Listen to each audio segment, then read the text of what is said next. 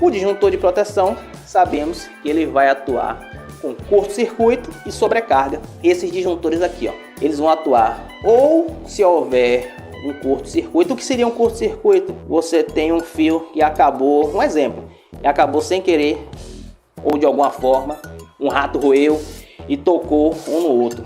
Esse daqui o IDR vai desarmar. Se não der fuga de corrente, ele não vai desarmar. Esse é o papel do disjuntor. Esse disjuntor aqui.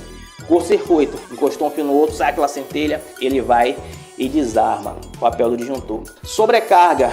O que seria essa sobrecarga para poder esse disjuntor também atuar? Vemos aqui que nesse exemplo aqui, esse disjuntor ele é de 16 amperes. Beleza? Beleza. E vamos supor, por exemplo, que essa máquina de lavar ela tenha um consumo de 5 amperes. Esse disjuntor vai desarmar? Não. Só que aí você vai desse mesmo circuito, vamos colocar aqui de cima, desse mesmo circuito, você coloca aqui outra máquina de lavar, mais 5 amperes. Foi para 10 amperes. Ele vai desarmar? Ainda não. Veja bem, olha como está aqui, ó, 5, 5, dá 10, o disjuntor é de 16. Mas aí você coloca mais outros aparelhos, seja lá o que for, vai fazendo, que é uma mania muito comum. Tem uma tomadinha ali e vai derivando, colocando a caixinha 4x2, vai colocando a caixinha, a tomada vai colocando a caixinha e depois o disjuntor começa a desarmar. Para você que está iniciando, por que é? Porque ele ultrapassou a corrente que ele suporte. Vamos supor que coloque aqui também, aqui é só a título de exemplo, né? 5 amperes, uma corrente relativamente alta para alguns circuitos mais simples, né? Colocou aqui mais 5, colocamos aqui mais 5 amperes. Então, quantos aparelhos temos ligados nesse circuito aqui, desse disjuntor, esse circuito monofásico de 16? Temos aqui 5 amperes, mais 5 amperes, mais 5, mais 5. Total de quanto? Vai dar 20 amperes. O que é que vai fazer o disjuntor? Ele vai desarmar. Isso, ele vai desarmar. Por quê? Para proteger o circuito, para proteger o cabo colocado ali, proteger o fio. Essa é a função, lembre disso também, importante citar isso. Esta é a função do disjuntor, proteger o cabo, proteger o fio. A função do disjuntor é proteger o aparelho? Não, não é essa. A função do disjuntor, a função principal dele é proteger o cabo. Então você sempre lembre disso. Então se você vai precisar colocar mais pontos de tomada, o ideal é que você derive circuitos novos, coloque um disjuntor novo, vindo direto do quadro de disjuntores e coloque ali as suas outras tomadas. Lembrando, sempre respeitando a capacidade geral do disjuntor geral. Exatamente, sempre tem que respeitar. Porque mesmo se você colocar outro disjuntor aqui, um disjuntor secundário, mas se ultrapassar a capacidade de disjuntor geral, também vai desarmar. Então, por isso que você tem que estar ali sempre calculando ali a corrente do seu circuito. Estamos falando para iniciante, mas também tem alguns eletricistas que podem estar assistindo, que vai fazer alguns serviços também, e é importante citar isso. Vai colocar mais pontos de tomada derivando de um quadro de distribuição, veja ali a corrente do circuito para ver se não vai ultrapassar a corrente da capacidade do disjuntor geral, que senão vai começar a desarmar. Então já entendemos um pouquinho aí a diferença entre o dispositivo DR e o disjuntor comum. O disjuntor comum atua sobrecarga e curto-circuito, já explicamos um pouquinho o que é, e o DR é a fuga de corrente, que é aquele desvio da corrente para a pessoa, quando a pessoa toca ali, evitar que tome choque, ele vai e desarma. Vamos partir agora para a explicação do DPS. Vamos lá, DPS. O que seria então o DPS e para que ele serve? O DPS é um dispositivo de proteção contra surto na rede elétrica. Exemplo, possa ser que caia um raio na rede elétrica e você tem lá ligado, por exemplo, vamos botar aqui nesse circuito aqui, ó. Você tem ligado nesse circuito uma televisão. E aí tá lá caindo aquela chuva danada, naquela época de chuva, e você tá lá assistindo, beleza, aquele filminho, comendo uma pipoquinha, e cai aquele raio na sua rede, na sua instalação. Você não tem o DPS, pode acontecer daquela descarga, ela vir indo pela rede elétrica. Vamos supor nesse exemplo aqui, desse cabo que está aqui na cor vermelho. É um exemplo que você não tem um DPS. Aí caiu o raio na rede elétrica, ele vem e pode queimar o seu aparelho de televisão, assim como outros aparelhos eletrodomésticos também dentro da sua casa. Então o que é que esse DPS ele faz? Nós vamos ficar aí no vídeo que a gente vai falar em relação a como escolher o DPS. Fica aí, aguenta um pouquinho. E depois não esquece de olhar a apostila de instalações elétricas que está aqui na descrição. Você que está iniciando, tem muitos modelos e exemplos de instalação, muitas explicações teóricas e muitas explicações práticas e exemplos também que você pode levar para onde você quiser. Ela é digital, você vai levar para onde você quiser, para você vai estudar e depois, quando você tiver alguma dúvida, você vai lá consultar rapidinho, até profissional. Ela é uma apostila mais direcionada para quem está iniciando, mas tem muitos assuntos também que o profissional vai tirar de proveito também, mas depois você dá uma olhadinha nela lá. Então vamos lá. Se não tem o DPS, como a gente disse, o que é que acontece? A descarga ela vem e vem até a sua tomadinha e pode queimar a sua televisão. O que é que o DPS faz quando ele está instalado dentro do quadro de disjuntores? Ele vai desviar o raio, por assim dizer, aquele surto, de acordo com a capacidade, e vai vir e vai descarregar no aterramento. Para você que está iniciando, a função do DPS. Agora pare e pense aí, na sua casa, no seu quadro de disjuntores, tem DPS? Se você já tem uma certa noção, você pode ir lá com segurança, desliga a rede de dia, desliga a rede, abre o seu quadro lá e dá uma olhadinha. Você que já tem um certo entendimento na área de instalações, vê se tem esse dispositivo aqui, o DPS. Se não tiver, o ideal é que seja colocado, preferência por um profissional qualificado na área de instalações elétricas. Agora temos aqui dois DPS. Por quê? Esse circuito aqui é um circuito bifásico, existem as duas fases e precisamos proteger as duas fases. Uma das fases é essa que está alimentando aqui o DR, essa que está de preto, está sendo também protegida pelo DPS. Houver algum problema ali, uma descarga que vem pela rede, vai ser desviado para o terra. A outra fase também que vai para esse disjuntor aqui, ó.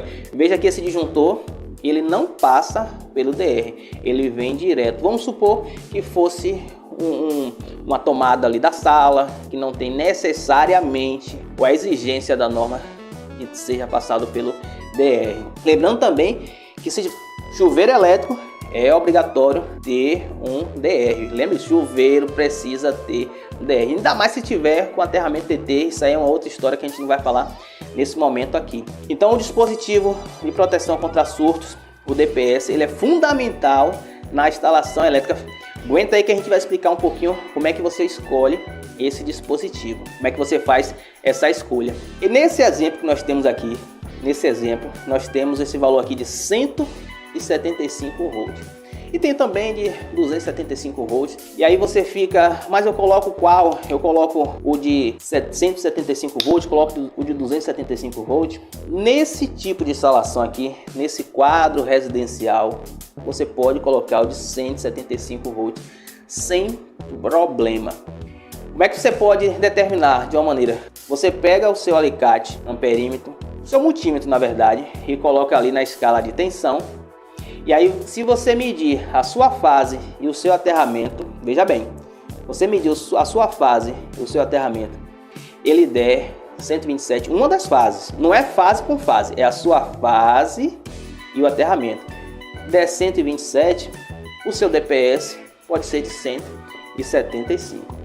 Se você mede a sua fase e o seu aterramento, ele passa disso, ele vai para mais de 200, você sabe que o seu DPS ele vai ser de 275. É simples, é simples. Você pode ir lá, vários livros de instalações elétricas, a norma também, ela orienta dessa forma. É uma forma bem prática de você conseguir escolher o seu DPS. Então vamos lá, o que é que nós podemos explicar mais um pouquinho aqui desse quadro de disjuntores. Vamos falar um pouquinho desse jumper que está aqui por cima. Aqui é para ilustrar qual seria o mais adequado. O mais adequado seria você colocar o barramento tipo pente. Barramento tipo pente é esse daqui. Eu vou pegar aqui para vocês verem. Esse aqui, ó. Esse daqui é o barramento tipo pente. Esse barramento, por exemplo, é um barramento trifásico. Por que trifásico?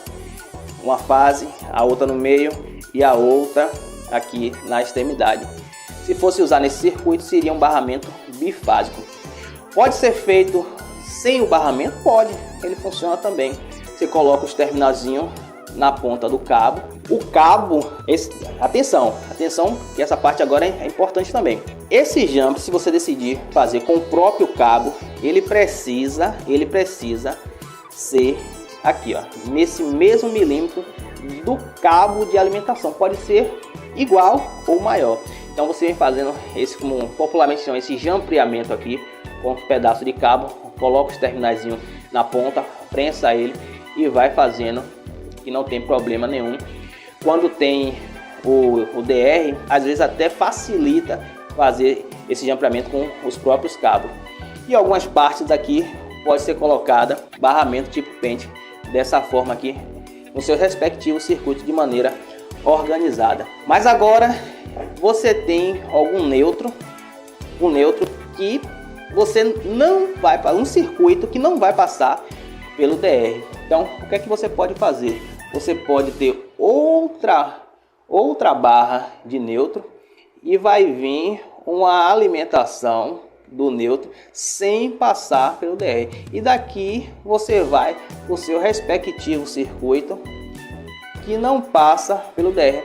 Como por exemplo, esse circuito aqui, ele não está passando pelo DR, você pode fazer isso também. Isso é bastante interessante. Por isso que é sempre importante você orientar ao seu cliente que ele compre um quadro de disjuntores com folga. Não compre aquele quadro apertadinho que mal dá para você organizar o cabeamento ali, fica todo apertado para colocar a tampa, é um Deus nos acuda. Não, oriente ele para comprar um quadro com folga. Sempre você quer colocar mais circuitos, existe essa precisão, você vai conseguir organizar o cabeamento de uma maneira mais adequada. Você consegue colocar, como nesse exemplo aqui, um barramento de neutro que vem pro DR, esses circuitos todos aqui tá passando pelo DR. Tem um barramento de neutro que não passa pelo DR, por exemplo, como esse que nós colocamos aqui, ó, essa fase aqui que vem em vermelho, ela não passa pelo DR. Então sempre dê a opção a colocar um quadro maior. Mais uma dica em relação ao DPS. O que é que tá faltando também a gente falar? Essa saída dele aqui. Essa saída para o aterramento. Olha aqui, ó. Já ampliou de um DPS para o outro e sai e vem para o aterramento. Com exceção de cabo mínimo. Posso colocar um 2,5? A norma diz que não. A norma diz que a seção mínima para você fazer essa derivação para o aterramento da saída do DPS é 4 mm. Posso colocar um DPS para o neutro?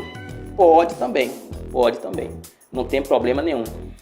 Alguns optam em não colocar, o neutro ele já está aterrado. Em muitos quadros, é verdade, é feito dessa forma. Mas se quiser colocar um DPS do neutro, também não tem problema nenhum. Então, você que está iniciando, lembre aqui, dá uma revisada novamente nessas dicas, nessas orientações que nós passamos aqui, para poder você ter uma certa noção, já vai aprendendo, sempre vá se capacitando mais. Como temos aqui a apostila de instalações elétricas, com dicas, orientações, tem a parte teórica, tem os modelos de instalação e você vai pegar a visão, popularmente dito, vai ter aquela orientação que você pode levar para onde você quiser. E fica agora aí com o nosso próximo vídeo.